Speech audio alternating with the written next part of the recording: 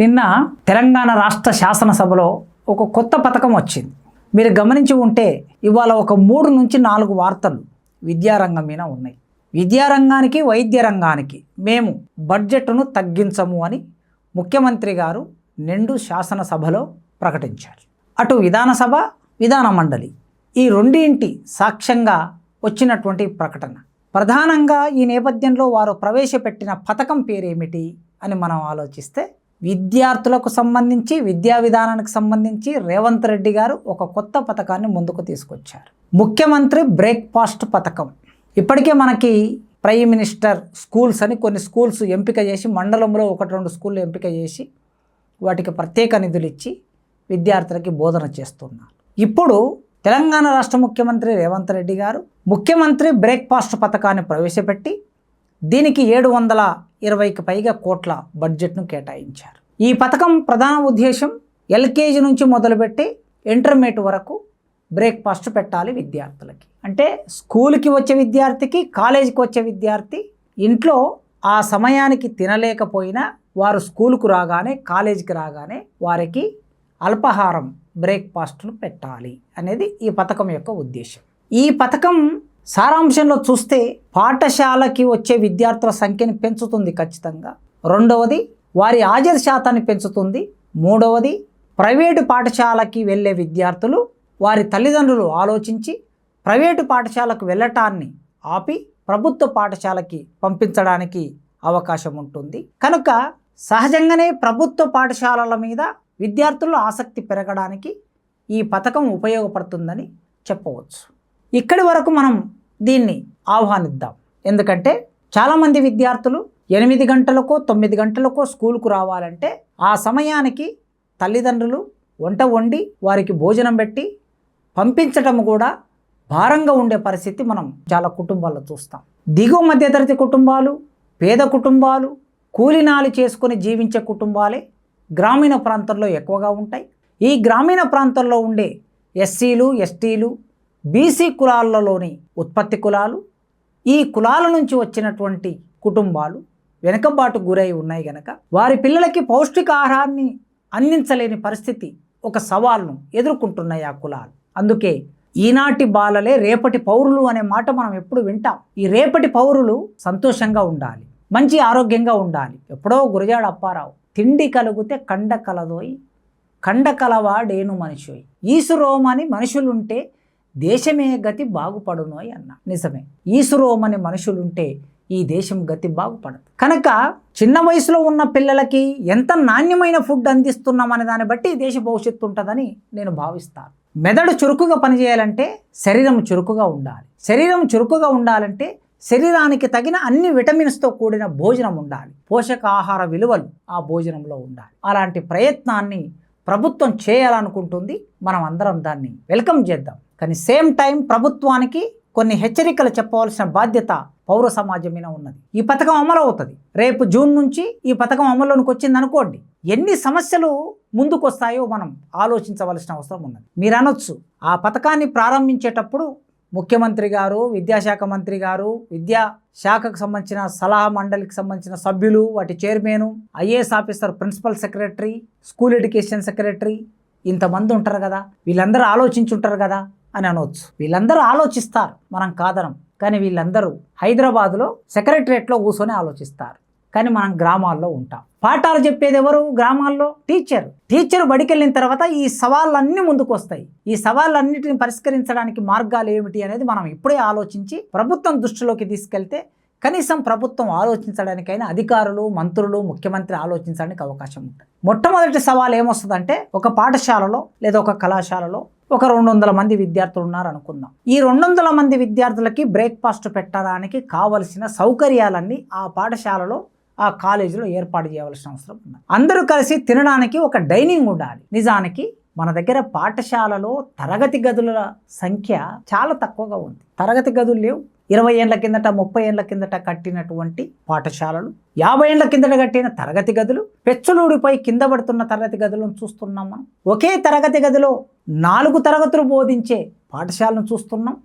మరి ఇలాంటి పరిస్థితుల్లో బ్రేక్ఫాస్ట్ను ఎక్కడ వడ్డిస్తారు అనే ఒక పెద్ద సవాలు రేపు మన ముందుకు రానున్నది. యూనివర్సిటీ హాస్టల్లో చూస్తాం, లేదా సోషల్ హాస్టల్లో చూస్తాం. హాస్టల్లో ఒక డైనింగ్ హాల్ ఉంటుంది. ఆ డైనింగ్ హాల్లో కూర్చొని పిల్లలు భోజనం చేస్తారు. మరి స్కూల్లో ఎక్కడ కూర్చుంటారు? కనుక ప్రతి పాఠశాలకి ఒక ప్రత్యేకమైన డైనింగ్ హాల్ కట్టవలసిన బాధ్యత ప్రభుత్వం మీద ఉన్నది. మీరు కేటాయించే బడ్జెట్ డైనింగ్ హాల్ కోసం కేటాయించాలి. మధ్యాహ్న భోజన పథకం ఉంది. ఈ మధ్యాహ్న భోజన పథకాన్ని ఎట్లా అమలు చేస్తున్నారు? ఎక్కడ కూర్చొని తింటున్నారంటే చెట్ల కింద కూర్చుంటున్నారు, వరండాలో కూర్చుంటున్నారు.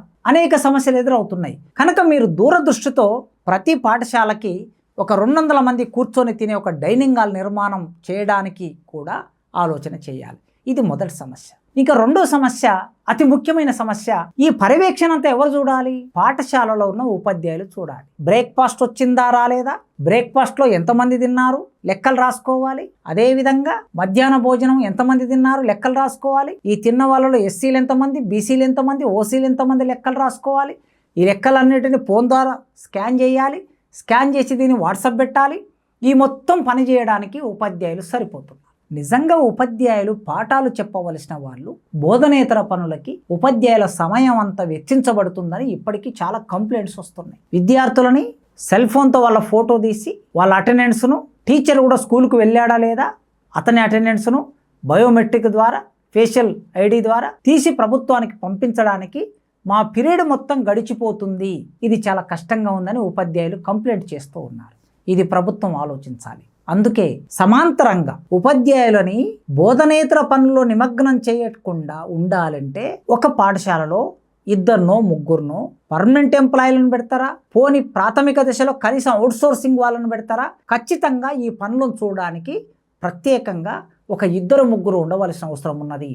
ఈ విషయం మీద ప్రభుత్వం దృష్టి పెట్టాలి. దానితో పాటు టీచర్లు సాధారణంగా పాఠశాలలో బ్రేక్ఫాస్ట్ పెడతాం, మధ్యాహ్న భోజన పథకం పెడతాం, పుస్తకాలు ఇస్తాం, బట్టలు ఇస్తాం, పెన్నులు ఇస్తాం, బాగుంది ఇక్కడి వరకు. కానీ చదువు ఎంత నాణ్యంగా చెప్తున్నామనేది అన్నిటికన్నా మౌలిక సమస్య. నాణ్యమైన చదువును ఈ ప్రభుత్వం అందించకపోతే తెలంగాణ సమాజం, భారతదేశం నాణ్యత లేని చదువులు చదివిన పిల్లలు సర్టిఫికెట్లు పట్టుకొని బయటకు వచ్చిన తర్వాత ఏం చేయగలుగుతారు? ఈ మధ్య కాలంలో ఒక ఇంటర్మీడియట్ విద్యార్థి తెలుగు పేపర్ రాసినటువంటి విద్యార్థిని చూశాను నేను. ఆ తెలుగు పేపర్ ఎవాల్యుయేట్ చేస్తూ ఉన్నప్పుడు ఆ పేపర్ను నా విద్యార్థి, లెక్చరర్ ఉన్నటువంటి విద్యార్థి దాన్ని స్కాన్ చేసి నాకు చూయించాడు. స్కాన్ చేయటం కరెక్టా తప్పా అనే మంచి చెడులోకి నేను వెళ్ళటం లేదు. కానీ మన చదువు స్థాయి ఏమిటో అర్థం కావాలనే ఉద్దేశంతో మాత్రమే ముందుకు తీసుకొస్తున్నాం. అందరు విద్యార్థులు ఇలా ఉంటారంటే ఉండకపోవచ్చు. ఇవాళ మెజారిటీగా 60% 70% ఈ పరిస్థితిలోనే ఉన్నది. చూడండి, ఆ ప్రశ్న పోతన గురించి రాయండి అని ప్రశ్న ఉంది. పోతన, భక్త కవి పోతన, మధుర కవి పోతన, బమ్మెర పోతన, ఓరుగల్లు పోతన మనందరికీ తెలుసు. భాగవతం రాసిన పోతన. పోతన పద్యాలు ప్రతి ఊరిలో, ప్రతి ఇంట్లో వారి నాలుకల మీద ఆడుతూ ఉంటాయి. అలాంటి పోతన గురించి రాయమని తెలుగు లెక్చరర్ క్వశ్చన్ అడిగాడు. ఆ క్వశ్చన్కి సమాధానం చూడండి. పోతన అంటే ఎంతో మంచి పనులను చేసేవాడు. పోతన ఎవరికైనా కష్టాలు ఉందని తెలిస్తే పరిగెత్తుకుంటూ సాయం చేస్తాడు. పోతనది జాలిగుండె. ఎందుకు అంటే ఆకలి అనేవారికి అన్నం పెట్టేవాడు పోతన. ఇతరులకు అన్నం పెట్టే గుండె పోతన. పోతన చాలా మంచి వ్యక్తి. ఆయన ప్రవర్తన చాలా బాగుంటుంది. ఆయన ప్రవర్తన తీరు చూస్తే మనందరికీ సంతోషం వేస్తుంది, అందంగా ఉంటుంది. అతను మంచివాడు. పోతన గురించి వింటుంటే ఇంకా ఇంకా వినబుద్ధి అనిపిస్తుంది. పోతన గురించి చెప్తుంటే ఇంకా చెప్పాలనిపిస్తుంది. నేను మీకు మంచిగా చదివాను, కానీ ఇక్కడ రాసిన ఆ విషయం కూడా, అక్షరాలు కూడా సరిగ్గా రాయలేదు. ఇది మన చదువు తీరును చెప్పడానికి మాత్రమే మీకు నేను చెప్పాను. రాసిన విద్యార్థి ఎవరు మనకు తెలియదు. ఇలాంటి విద్యార్థులు కొన్ని లక్షల మంది ఉన్నారు. 10 లక్షల మంది ఇంటర్మీడియట్ ఎగ్జామ్ రాస్తే ఇందులో కనీసం 5-6 లక్షల మంది తెలుగు ఇలా రాసే పరిస్థితి ఉంది. ఇంగ్లీష్ ఏమైనా ఇంతకన్నా గొప్పగా రాస్తారా? మాతృభాషనే ఇలా ఉంటే ఇంగ్లీష్ ఇంతకన్నా గొప్పగా రాసే పరిస్థితి లేదు. కనుక నేను కోరుకుంటున్నది ప్రభుత్వాన్ని, చదువులో సారం, చదువుల్లో సారమెల్లా చదువితి తండ్రి అన్నాడట ఆ రోజుల్లో. పోతన రాసినటువంటి రచనల్లో మనం చూస్తూ ఉంటాం. కనుక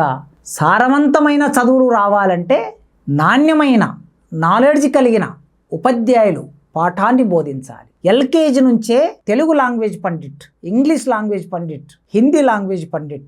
ఒకవేళ త్రిభాషా సూత్రాన్ని మనం పాటిస్తే ఈ 3 భాషలకు సంబంధించిన పండిట్లని ఎక్కడ పెడుతున్నారంటే school assistant Telugu, school assistant Hindi, school assistant English అని 6వ తరగతి నుంచి పెడుతున్నారు. 1వ తరగతిలో ఎల్కేజీలో యూకేజీలో అక్షరాలు లేకుండా సరిగ్గా చదవడం రాకుండా 6వ తరగతిలోకి వచ్చి ఏం చెప్తారండి? కనుక భాషా నైపుణ్యాలు ప్రాథమిక స్థాయిలోనే నేర్పించాలి. అందుకే సారవంతమైన చదువులు రావాలంటే నాలెడ్జ్ కలిగిన ఉపాధ్యాయులని నియామకం చేయాలి. వాటితో పాటు పాఠాలను బోధించడానికి కావలసిన మౌలిక వసతులు, పాఠ్య పరికరాలు అంటారు. ఈ పాఠ్య పరికరాలు కంప్యూటర్ కావచ్చు, చాక్ పీస్ కావచ్చు, డిజిటల్ బోర్డు కావచ్చు, బ్లాక్ బోర్డు కావచ్చు. ఈ పరికరాలన్నిటినీ క్లాస్ రూములో ఉపాధ్యాయుడికి అందుబాటులో ఉంచాలి. వీటికి సంబంధించి ప్రభుత్వం ఎన్ని నిధులు కేటాయిస్తుందో కూడా మనం చర్చించాలి, అడగాలి. ఒక కార్పొరేట్ పాఠశాలలో డిజిటల్ బోర్డు మీద పాఠం చెప్తారు, ట్యాబులో విద్యార్థులు పాఠాలు నేర్చుకుంటారు. మరి ప్రభుత్వ పాఠశాలలో కనుక వీటి చుట్టూ చర్చ చేసినప్పుడు బ్రేక్ఫాస్ట్ పెట్టడం, మధ్యాహ్న భోజనం పెట్టడం ప్రభుత్వం బాధ్యత. పెట్టాలి, నాణ్యమైన భోజనం పెట్టాలి, కలుషితం కాకుండా పెట్టాలి. వాటికి సంబంధించి సరుకుల విషయంలో రకరకాల సమస్యలు రాకుండా, అవినీతి లేకుండా ప్రభుత్వం చూడాలి. అదేవిధంగా సారవంతమైన చదువులను ఇవ్వాలని మనం అందరం పౌర సమాజం ప్రభుత్వం మీద ఒత్తిడి పెట్టాలి. తమిళనాడులో ఈ పథకం ఇప్పటికే అమలవుతున్నటువంటి పథకం వలన 10 నుంచి 15% అక్కడ అటెండెన్స్ కూడా ప్రభుత్వ పాఠశాలలో పెరిగింది. ఈ సందర్భంగా సారవంతమైన చదువులే ఈ సమాజాన్ని చైతన్యవంతంగా ఉంచుతాయని మనందరికీ తెలిసిన విషయాన్ని మళ్ళొక్కసారి ప్రభుత్వం ముందు ఉంచుదాం.